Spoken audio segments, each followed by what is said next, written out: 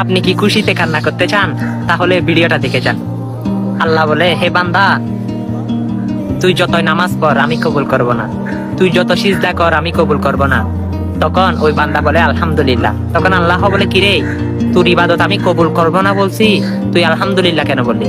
তখন আল্লাহ বলে, এই বান্দা, তা তুই জাহান্নামে যা। তখন ওই বান্দা বলে আলহামদুলিল্লাহ। তখন আল্লাহ বলে, কিরে, আমি তোকে জাহান্নামে যাইতে বললাম, তুই বলস আলহামদুলিল্লাহ, ব্যাপার কি? তখন ওই বান্দা বলে, আল্লাহ, জান্নাতও আপনার, জাহান্নামও আপনার, এখন আপনি যেটাই দিয়েছেন সেটার জন্য আপনার শুকরিয়া আদায় করতেছি, আলহামদুলিল্লাহ। তখন আল্লাহ বলে, বান্দা, তুই কি জানোস না জাহান্নামের আগুন কত কষ্টকর?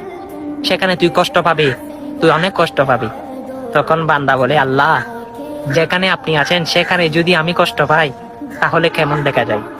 আমি জানি মায়ের কুল থেকে যদি সন্তান কোনো জায়গায় পড়ে যায় তখন মা যেভাবে কষ্ট পায়, আপনি তো আমার রব, জানি আমি জাহান্নামে পড়ার সাথে সাথে আপনি কষ্ট পাবেন।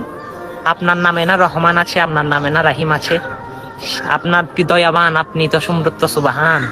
আপনার সামনে যদি আমি জাহান্নামে কষ্ট পাই, জানি আমি আপনার বান্দা, আপনি কষ্ট পাবেন। তখন আমার আল্লাহ বলে, হে বান্দা, আমি তোর কথার প্রেমে পড়ে গেলাম, যা, তোর জন্য ওই জাহান্নাম নয়, আমি জান্নাত বাদেজ করে দিয়েছি, সুবহানাল্লাহ। দেখেন আমার আল্লাহ কতই দয়াবান, আমার আল্লাহ কতই আমাদেরকে ভালোবাসে। আল্লাহু আকবার, আল্লাহু আকবার। ইয়া রব, জানি আপনি হাসরের ময়দানে না জাতের ফয়সালা করবেন আমাদের জন্য। কি আঙ্গুলে ব্যথা? ভিডিওটা অন্যের কাছে পৌঁছে দেন না।